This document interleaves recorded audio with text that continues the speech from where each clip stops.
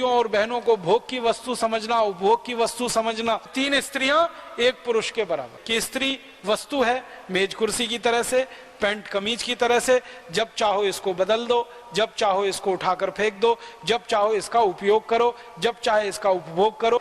यत्र नार्यस्तु पूज्यन्ते रमन्ते तत्र देवता। जहां नारी की पूजा होती है, स्त्री की पूजा होती है, वहीं देवताओं का निवास होता है। मूल रूप से ये भावना है।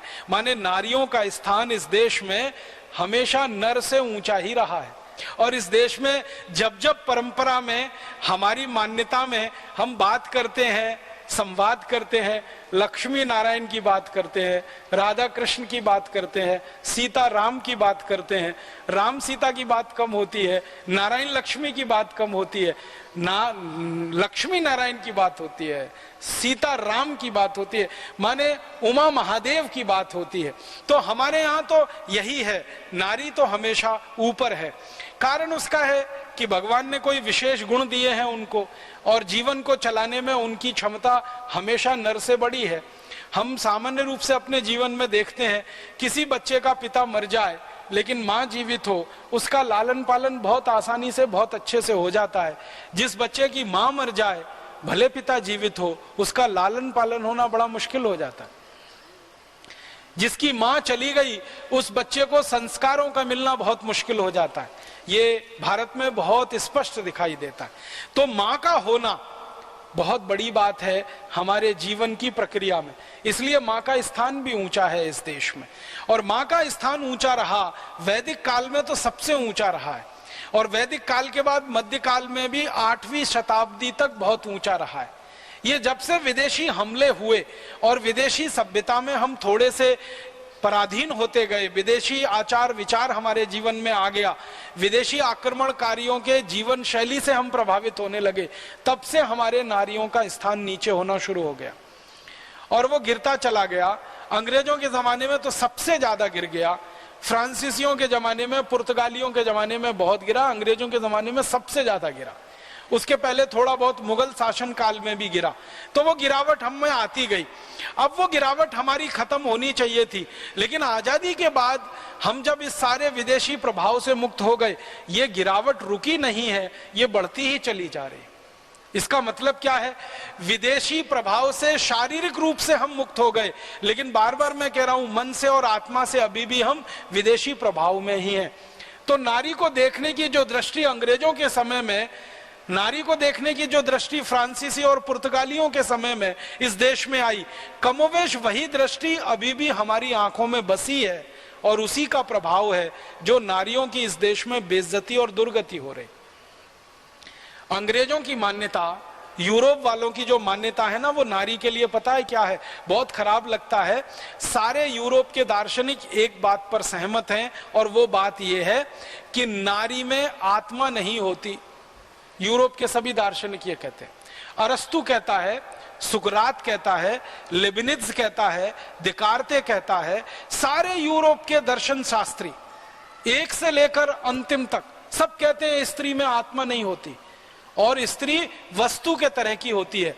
जैसे मेज होता है, जैसे कुर्सी होती है, वैसे स्त्री होती है। जैसे कपड़े होते हैं, वैसे स्त्री होती है। मेज कुर्सी को समय आने पर फेंक दिया जाता है, वैसे स्त्री को फेंक दिया जा सकता है। समय आने पर मेज कुर्सी को बदल दिया जाता है, ऐसे स्त्री को बदल दिया जाता है। तो यूरोप और अमेरिका के दार्शनिकों ने ये जो मान्यता बनाई, और उस मान्यता के हिसाब से अपने देश में सैकड़ों साल उन्होंने जीवन चलाया, वही मान्यता धीरे धीरे हमारे देश में भी आई जब हम यूरोप और अमेरिका के प्रभाव में आ गए। और समाज के एक वर्ग में, भारत में विशेष रूप से, जो अंग्रेजी से प्रभावित है, अंग्रेजियत से प्रभावित है, उसमें भी ये चेतना बैठ गई है कि स्त्री वस्तु है, मेज कुर्सी की तरह से, पैंट कमीज की तरह से, जब चाहो इसको बदल दो, जब चाहो इसको उठाकर फेंक दो, जब चाहो इसका उपयोग करो, जब चाहे इसका उपभोग करो, और जरूरत पड़ने पर उसके हिसाब से, अपने हिसाब से कुछ करो। उसका ही दुष्परिणाम है कि हमने स्त्रियों की हत्या करना शुरू कर दिया दहेज के लिए, हमने स्त्रियों की हत्या करना शुरू कर दिया छेड़खानी के लिए, हमने स्त्रियों की हत्या करना शुरू कर दिया उनके गर्भ में ही मर जाने के लिए। माने इतनी खराब स्थिति हमारे देश में आ गई है कि बेटियों को गर्भ में ही मार दिया जाए, क्योंकि दहेज देना पड़ेगा।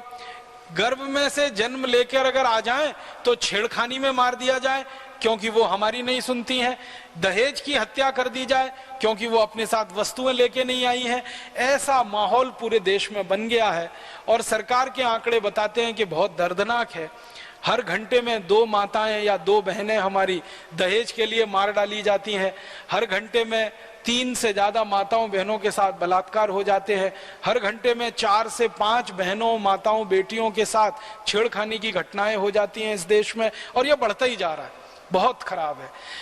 1 करोड़ से ज्यादा कन्याओं की भ्रूण हत्या कर दी जाती है इस देश में। ये सबसे ज्यादा शर्मनाक है उस देश में जहां यत्र नार्यस्तु पूज्यन्ते रमन्ते तत्र देवता वाली संस्कृति रही हो।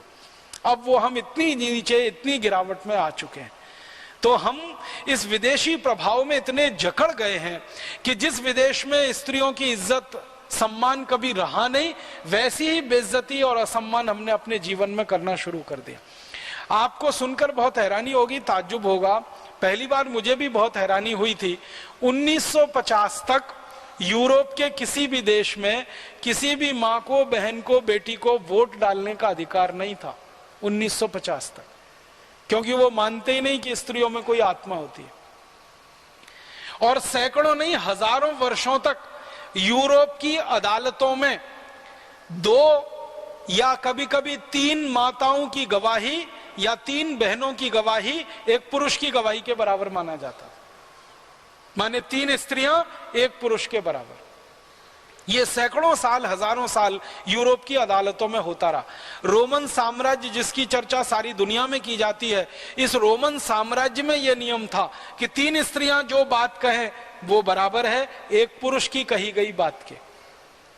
इतनी खराब स्थिति महिलाओं की रही है और उस खराब स्थिति से यूरोप को बाहर आने में सैकड़ों हजारों साल लगे हैं और उसके लिए वहां पर बहुत आंदोलन चले और उन आंदोलनों का नेतृत्व बहुत सारी तेजस्वी महिलाओं ने यूरोप में किया और काफी आंदोलन चलाने के बाद आज स्थिति वहां बदली है। फिर भी अभी पूरी नहीं बदली। आपको सुनकर हैरानी होगी, अमेरिका, कनाडा, यूरोप खंड के ऐसे कई देश हैं जहां माताओं को, बहनों को, बेटियों को पुरुषों से कम वेतन मिलता है एक ही पद के लिए। एक पुरुष है वो मैनेजर है, एक स्त्री है वो भी मैनेजर है, दोनों का पद बराबर है, लेकिन सिर्फ स्त्री है इस कारण से उसको वेतन कम मिलता है और वो पुरुष है इस कारण से उसको वेतन ज्यादा मिलता है। अभी भी कई देशों में ये स्थिति है 21वीं शताब्दी के आने के बाद भी। 40 साल पहले तक यूरोप के देशों में बैंकों में माताओं को खाते खोलने का अधिकार नहीं था। माताएं, बहनें, बेटियां खाते नहीं खोल सकती थी। खाता खोलते थे या तो उनके पिता या उनके पति, उनमें वो अपना जॉइंट अकाउंट रख सकती थी, अलग से स्वतंत्र रूप से खाता खोलने का अधिकार उनको नहीं था। इतनी गिरावट उनके यहाँ स्त्रियों और माताओं को लेकर रही है समाज में।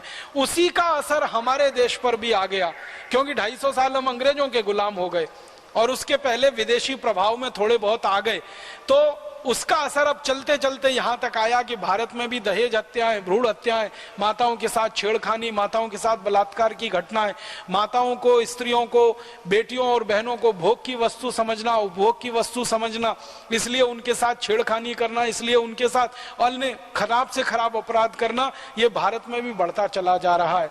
ये हमारे सांस्कृतिक अधःपतन की पराकाष्ठा है। अगर हम स्त्रियों का सम्मान नहीं कर पाएंगे, माताओं, बहनों, बेटियों का सम्मान नहीं जगा पाएंगे, दिला पाएंगे, तो शायद इस समाज को आगे बढ़ाना बहुत मुश्किल काम होगा।